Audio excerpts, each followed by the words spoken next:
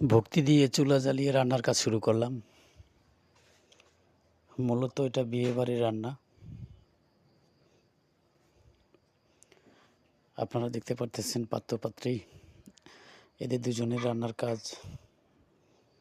শুরু করলাম আমরা ভক্তির মাধ্যমে। মাছ ভাজি করব। মাছ অলরেডি আমরা মাছ আগেই ভেজে রেখেছি। আদা বাটা, আদা আমরা হাতে বেটে নিচ্ছি, যেহেতু আদা হাতে বাটলে এটার রান্নার স্বাদ আরও বেশি হয়। এই কারণে আমরা সব কিছু হাতে বেটে নিয়েছি। পেঁয়াজ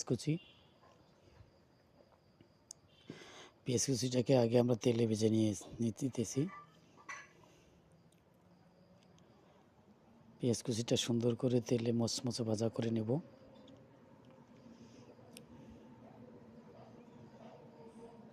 তারপরে আদা বাটা, রসুন বাটা,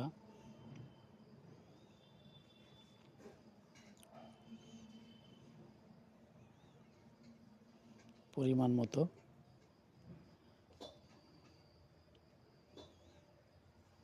হলুদের গুঁড়া, মরিচের গুঁড়া, সব কিছুই পরিমাণ মতো দেওয়া হচ্ছে।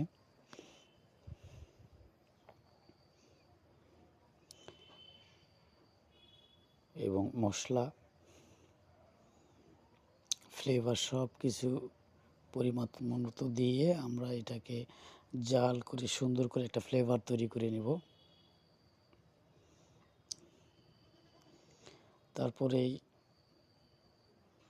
এখানে মাছটা, যেহেতু মাছ আমরা আগেই ভেজে রেখেছি, মাছ দেওয়া গেলেই আমাদের মাছ যে মাছ ভুনাটা হয়ে যাবে। এটা বেশি সময় লাগবে না, যেহেতু মাছটা আগেই আপনারা ভেজে রাখবেন, তাহলে তাড়াতাড়ি হয়ে যাবে।